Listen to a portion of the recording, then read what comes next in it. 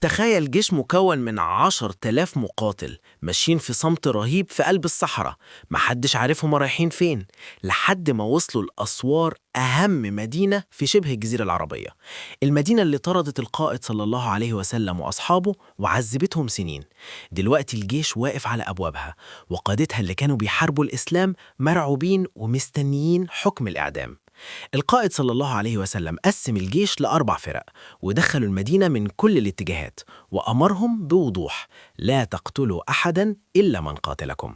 والمدينة اللي كانت مستعدة لبحر من الدم اتفاجئت بجيش داخل بالتواضع مش بالغرور، والقائد صلى الله عليه وسلم داخل وهو واضع رأسه على ناقته تعظيما لله.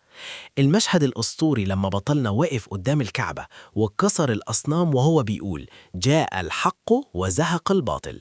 ولما سأل أهل المدينة اللي أذوه: ما تظنون أني فاعل بكم؟ وردوا بكلمتهم الشهيرة: أخ كريم وابن أخ كريم، أطلق سراحهم بكلمة واحدة: اذهبوا فأنتم الطلقاء. المعركة دي ما كانتش معركة سيوف، دي كانت معركة نفسية وأخلاقية فتحت مكة، ومن بعدها دخل الناس في دين الله أفواجاً. ده جزء من تاريخنا الحقيقي. اشترك دلوقتي عشان تعرف باقي قصص الأبطال اللي غيروا العالم.